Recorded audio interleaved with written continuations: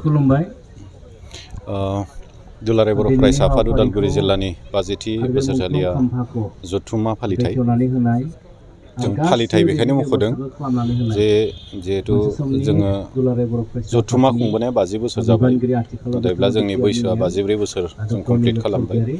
दा बे जथुम्मा खुंनाया 50 बोसोर जानायखायनो जोङो मोनसे फालिथाय महरै बेखौ एसे खोब बिराद मोनसे गुबुन गुबुन हाबाफारि लायालाबासिनो जिखिनि हाबाफारिफोर जों लाबोदों आरो बे हाबाफारिखौनो एसे साबसिनै मोजांसिनै बेबायदि लानानै खालामनानै बे फालिथायखौ जों खुंनो थाखाय लादों। सानथामनि हाबाफारि मैयानिफ्राय जागायदों 18 डिसेम्बर, दिनै 19 डिसेम्बर नैथि सान फुंबिलिनि हाबाफारि जोंहा दङमोन दुलाराय बर' फरायसा आफादनि गोथार फिरफिला बिरहोनाय आरो बेजों लोगोसे बड'फा बिथांखौ गोसोखांनानै बिथांनि मुसुखायाव बिबार बावनाय लोगोसे दायो जोंहा थामथि हाबाफारि सोलिबाय थादों मुंख्लं बिथांमोनखौ गोसोखांनानै बिथांमोननि मुंख्लं खाम्फायाव बिबार बावनाय आरो बेयावनो जों मोनसे नैबे नोलोबारि ओनसोलनि थाखाय खोब गोजोननाय बाथ्रा जे थांनाय गोलाव सम बिथांमोना मुंख्लं खाम्फानि थाखाय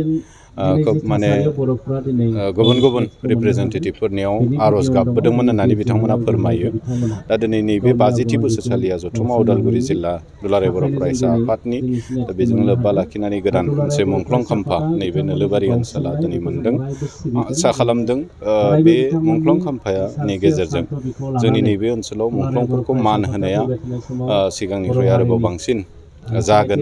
मालाबा बोसोराव एफा एनै गोसोखांदोंब्ला नैबे समाव सानफ्रोमबो जिहेतु बिथिं थांलाय फैलाय जागोन, बे मुंख्लं खाम्फाखौ नुनानै सानफ्रोमबो बे मुंख्लंफोरखौ गोसोखांनायनि मोनसे खाबुखौ बिथांमोना मोनसिगोन आं बेखौ मिजिंथिदों। आरो बेजों लोगोसे बे मुंख्लंफोरनि जिथु बावसोमलांनाय बेखौ गोसोखांनानै जों गोरबोआव मोनसे बर' जातीयताबाद बेखौ माने गोथाङै लाखिलांनानै बर' हारिखौ आपलिफ्ट खालामनायाव खामानि मावलांनो बिथांमोना निस्सय हेफाजाब मददखौ मोनगोन आं बेखौ मिजिंथिदों। दा दिनै उदालगुरि जिल्ला दुलाराय बर' फरायसा आफादा मैया सेथि थान्दै मेल जों जिरायबाय। बेनि गेजेरजों जों जोंनि ओनसोलाव माखासे मानि हा हुनि समस्याफोरखौ जों एसे नुदों। थांनाय 2 बोसोर 2023 मायथाइनिफ्राय जोंनि गामि होननाय मोनसे मिसन फोसावनानै फ्राय जिल्लानिनो 80 जौखोन्दोनिबो बांसिन गामिफ्राव जों हाबदों आरो हाबनानै जों नुबाय जे जोंनि गामि ओनसोलफोराव जोङो दिनै गावखौनो बुंनानै लायो थागिबि, जोङो भुमिपुत्र होननानै जों बुंनानै लायो। नाथाय इसिङाव जुदि जों हाबनानै नायोब्ला बै भुमिया जोंनि नामावनो गैया। हाया जोंनि होननानै जोंनि हा होननानै जों बुङो, जों बिनिनो थागिबि होनना बुङो, खिन्थु बै हा हुफ्रा जोंनि नामाव गैया। गोबां जेंना जेंसिजों भुगिनानै जोंनि रायजो राजाफ्रा दङ। दा बेखौ नोजोर होनानै जों मैया हरनि जिथु डेलिगेट सिटिं बेयावहाय हा हुनि बिखय जों गुवारै सावरायदों आरो बेवहाय जोंखौ एसे इडुकेट खालामनो थाखाय हा हुनि सोमोन्दै खोब गुवारै फोरमायना होलांनो थाखाय बिटिसिनि सेक्रेटारि आरो लेन्ड रेकर्डनि डाइरेक्टर बिथां धीराज साउद बिथांखौ जों लाबोदोंमोन आरो खोब मोजाङै जोंनि डेलिगेट्सफोरखौ फोरोंलांदों, बुजायलांदों आरो आं आसा खालामदों जोंनि जिखिनि डेलिगेट्सफ्रा मैया बेवहाय हा हुनि बिखय इडुकेट जाबाय, बिथांमोना गावबागाव ओनसोलाव दखरा आफादाव थांनानै जोंनि सादारन रायजो राजाफोरखौ बुजायहैयो, हा हुनि बिखय फोरमायहैयो आरो जोंनि रायजो राजाफोरखौ हा हुनि बिखय मोनसे सांग्रांथि लाबोनानै गावबा गावनि नामाव हाखौ माने मियादि खालामनाय, गावनि मुङाव ट्रेन्सफार खालामनाय बेफोर खामानिखौ सहजै खालामना लानो हागोनखौ जों मिजिंथिदों। दिनै नैथि डेलिगेट सिटिं दङ। दा बेयावहाय जोङो नैबे जोंनि गामिनि गेजेरजोंनो जिखिनि थासारिफोरखौ जों मोनबोबाय, जोंनि गामिफोराव जिफोर समस्याफोरजों भुगिनानै दङ बेफोर गासै समस्याफोरखौ सरजाबनानै जों सावरायनाय जागोन आरो बिनि उनाव जोङो माखासे थांखिफोर लागोन। बे जोंनि गामि ओनसोलनि बर' हारिया भुगिनानै थानाय बैफोर समस्याफोरखौ बोरै समाधान खालामलांनो हायो बेनि बागै जों सावरायनानै माखासे थांखि लागोन। जाथिखौ मोनसे गेरेमसा हारि दानायनि लामायाव जोङो बोरै प्रिपेयार जानांगौ बेफोर गासै बाथ्राफोरखौ जों सावरायनानै माखासे थांखि लागोन। दिनै नैथि सान हिसाबै जोंहा फुंबिलिनि माखासे हाबाफारिफ्रा जालांबाय।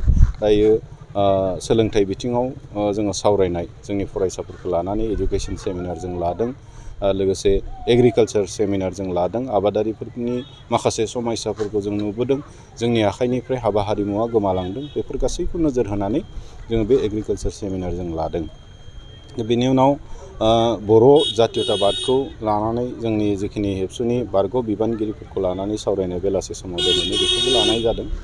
बेनिफ्राय गाबोन जोंहा जि थामथि बा जोबथा सान बेवहाय जोङो अपेन सेसन मोनसे गेवलां मेल जों लानाय जादों। बे गेवलां मेलाव दुलाराय बर' फरायसा आफादनि मानगिरि आफादगिरि बिथाङा गाहाय आलासि महरै बाहागो लाफैगोन। जर'खा आलासि महरै जोंहा बर' थुनलाइ आफादनि गाहाय नेहाथारि नीलकान्त गयारी सार बिथां बाहागो लागोन। प्रमद बर' मानगिरि बिटिआरनि चिफ बिथाङा बाहागो लाफैगोन आरो गुबुन गुबुन माने डिगनिटारिसफोर गेदेमा बिथांमोना बे गेवलां मेलाव बाहागो लागोन।